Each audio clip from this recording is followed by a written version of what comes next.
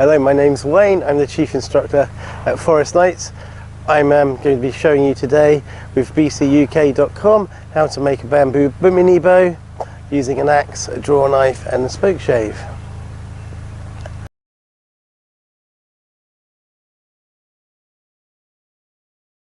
Okay, so we're going to check the tiller again, just making sure it's still bending, waking the bow up, starting to flex. I think it's flexing enough now that we can introduce a new tool. This is called a tiller stick. We put our bow in the stick and we're going to bend it down slowly, one notch at a time.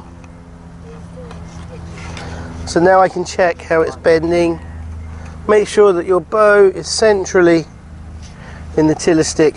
What I'm aiming for is a nice graceful curve, no flat spots. We get our pencil, checking how it's going, bending. It's a little bit flat there. Hopefully you can see that on the camera. There's not a lot of daylight under my pencil, whereas here it's bending a lot. See, there's very little bend. All the bend in this limb is here. And the tip's quite flat as well. So I'm going to mark that at this point with a no, bad way. So there, we're not going to cut any more material for a little while. A no will become a yes later, but for now we're not going to take any more from there. We need to weaken the bow here and here. This limb, remember, it's a complete system, so what we do on this side will affect over here. It's bending quite nicely, but it's still too flat at the tip. So I'm going to weaken the whole of this limb. Do a sharper pencil all the way to the tip. When you take the bow off the tiller stick, be a bit careful because you haven't stressed the bow as much before. So back to our same process. There's our no, no, no, no, no, no, from there to there. So we're going to work this bit and this bit. Checking with my hand, that is, I don't want to work too much in the handle.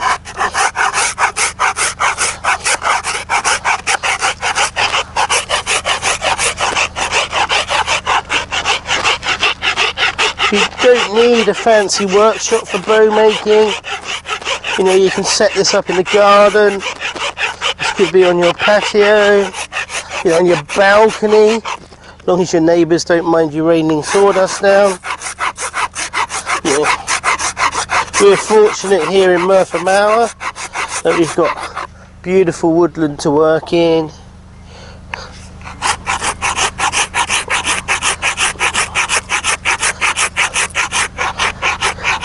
You know, schoolboy error at this point is to run your rasp straight across your bowstring and you cut it. So just take care when you're getting to the tip that you don't cut your bowstring. Keep knocking your bow stable.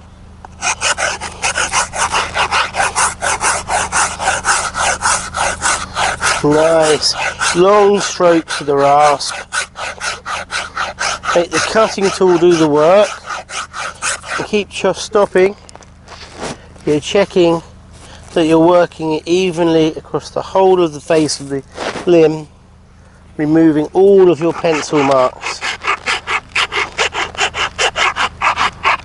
Trying to eliminate any of those tool marks. Traditionally, sandpaper would be frowned upon in bow making. I've given up trying to stop my students using sandpaper. They're going to use it anyway, so we might as well embrace the technology. Traditionally we would be burnishing our bows. It's called boning in bow making, and that's using, as the name suggests, a piece of bone, a piece of hard sandstone, ceramics, and just taking out all of my tooling marks now. I'm actually using a piece of abranet, which, yeah, the amount of Abranet I use, I should be sponsored. In my opinion, and it's only an opinion, it's the best sanding product on the market. This is P80, so this is their roughest grade that they do. I'm getting rid of all of my tooling marks, those stress risers that we were talking about with the axe. And because I took extra time with my axe, sanding these out is taking only a few seconds. One of my team would have called this finished maybe 10 minutes ago. But I like to think when you're working with a material as beautiful as wood, it's worth taking that extra time on the finishing. So we're not finished yet. We haven't got it to what I'm comfortable as a full draw for this bow. Remembering it's a mini bow, so it's never going to reach my full draw. Yeah, that would be too ambitious for a single piece of bamboo. Bamboo being a great product for this because it's strong in tension, it's pretty good in compression. We don't really have an equivalent material growing native in the UK. So hopefully you guys can see, here we have a very small handle. It's slightly thicker here, and now we're tapering evenly to the tip. Yeah. We're talking very small incremental graduation, but that's what's giving me a reasonably good flex. Still a little too stiff at that point now. So I can check at a distance, I'm going to put it back on the tiller stick and have another look. Now I'm going to work it again. If I'm making a traditional home guard, Mere Heath style bow, Bhutanese bow, medieval war bow, I'm looking at maybe doing this process 100, 200, 300 times. So you have to admire the tenacity of bow makers in the past and how through experimentation this process became codified. So this limb is looking pretty good. Happy with that limb. It's nice. It's a good limb. This limb, hopefully you can see here, a little bit too stiff. There. Go back to our trusty pencil. Yeah. Other products are out there. You can spend £20–25 on the internet for a tillering tool, or you can use a pencil. Any straight edge will do, and I'm just looking to see where the daylight is, and on here it's from there to there.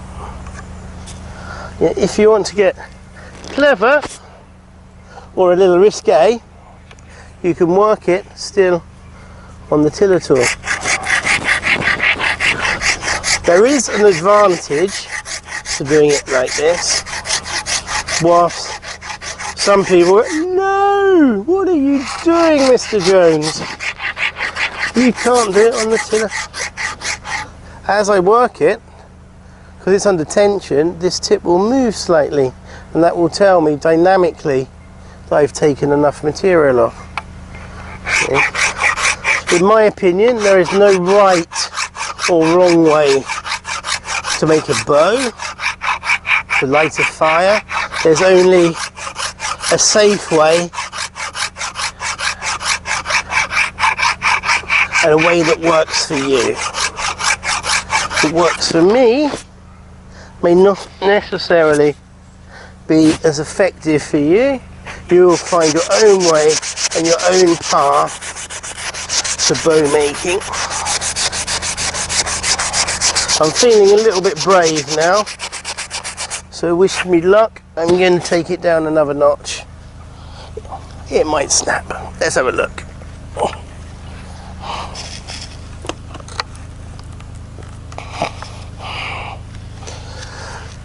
Yeah.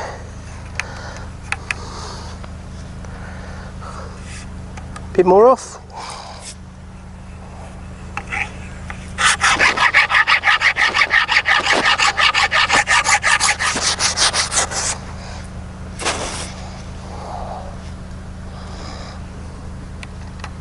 Oh, go on then. We'll go for one more. This is the last straw that breaks my bow's back. That's pretty cool.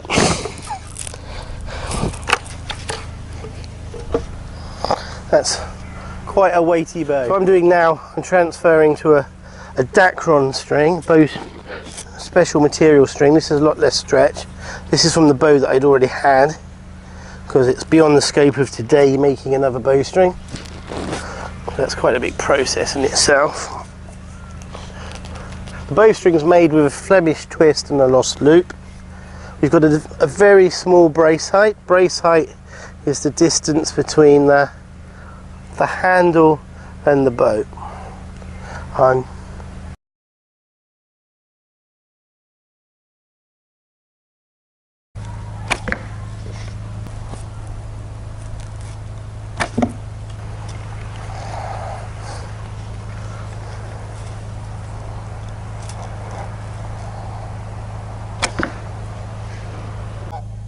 There. Oh, support her. So thank you for watching. I hope you enjoyed your journey into making mini bows, and you go on to make a lot more. My first bow 15 years ago, and now I've probably made over 200, and the mini bow is the most useful bow that I've ever made, and I will continue to make a lot more. Thank you.